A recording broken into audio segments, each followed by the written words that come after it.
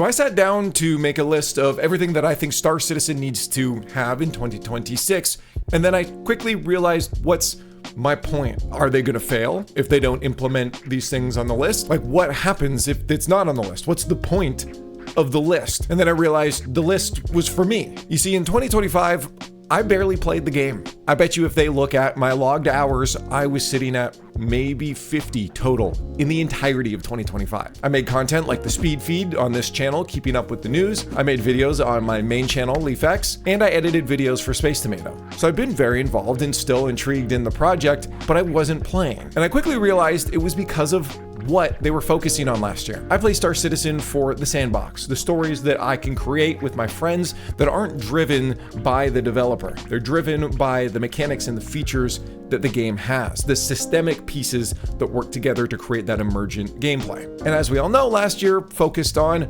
controlled environments and stories that I was supposed to play a certain way. To me, that's not content I'm interested in. And I get that there's a lot of people that are, but I think there's a large player base in Star Citizen that isn't interested in that. So I am glad to hear that this year is focusing on features. So now I think we can talk about what Star Citizen needs to make a player like myself interested in playing in 2026 again.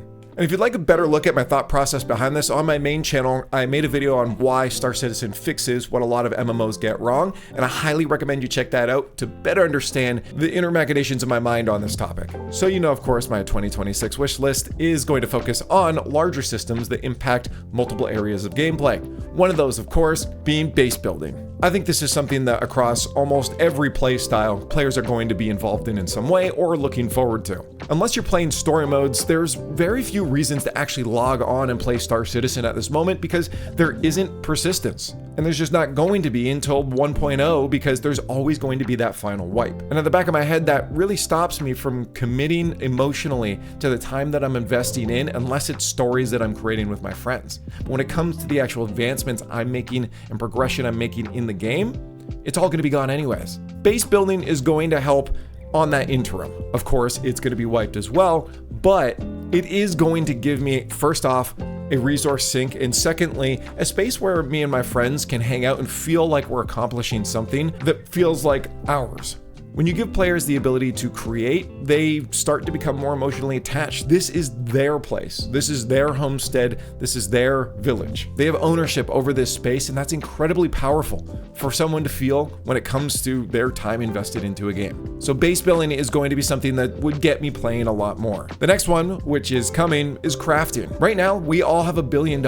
There's no resource sinks, or very few of them at least. We have all these resources that we're gathering, and again, I know it's a game being built. This isn't a criticism of having all these resources, but there isn't anywhere to put them. We're killing animals left, right, and center for no reason besides blood sport right now. We all have so much money, it would make Jeff Bezos blush, and all we can do with it is buy tons and tons of space poop and deliver it across the universe.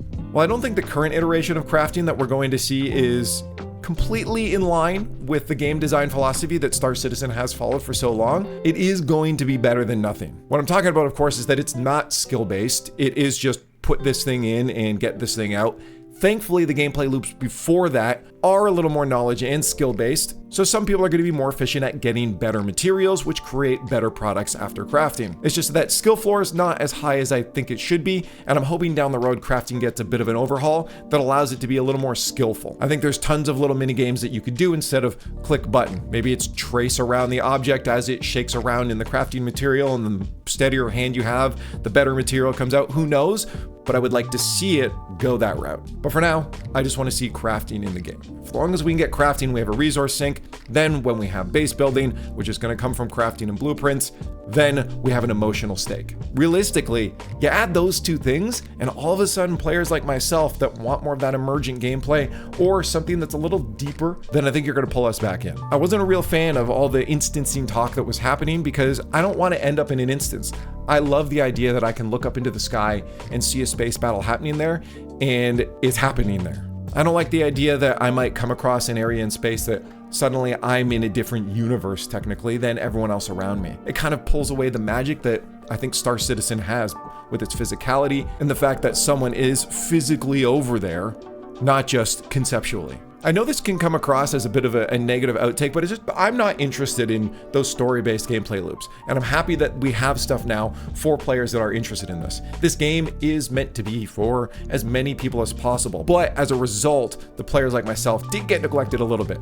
But again, they know that, and 2026 is supposed to be a year of implementing a lot of these major features. Was there anything else on my list? Social features. Obviously, right now, it's extremely difficult to communicate with people. Global chat's a freaking disaster right now, and overall, I can't do what I want to do in an emergent element. Being able to set roles and setting what parts of my ships people are allowed to access based off of those roles is going to create more of a role-playing element and overall just control for orgs. So many people are teaming up right now for the Clean the Air event, but they're all doing it in global chat, which is fine. It works. Players are taking control of the scenario, but being able to actually create a group from chat, joining a party from chat would be very nice. Let's be real. To be honest, I don't think I need to say let's be real. I'm pretty sure we're all on the same page on that.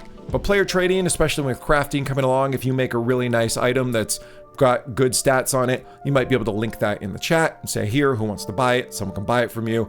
And having that maybe player-to-player trading. Also, inventory is going to be nice, but again, that's a quality of life thing that I don't think is fundamental to getting a player like myself back into the game, putting more than 50 hours into it in a year. I will always keep up with the project. I love what this game can be. It's just unfortunate that 2025 took a more focused approach on the elements of the game that I'm not as interested in. And that's okay, which is why I'm making my 2026 wish list and what I think the game needs to bring back in players like myself. Thanks to my Fourth Wall subscribers, it's Patreon, but a different brand, I'm able to put time into my main channel like I have recently, and a little bit into this channel. I'm trying to get a video a month on 4 separate channels. If you'd like to support me in that journey and outputting a little bit more often, like for instance, having the speed feed return, you can support me on Fourth Wall. 92% of that goes to me, and I post scripts and these videos ahead of time, so you get early access to all of my content. Even if you don't support there, I appreciate you watching this video, and if you'd like to leave a comment, I'd love to have a discussion with you below. If you'd like more from me, I do have a video up again on my main channel recently, talking about how Star Citizen fixes what's going on in MMOs in the modern day, and how they need to look to Star Citizen to learn a lesson or two. Stay safe, be kind, and we'll see you in the verse.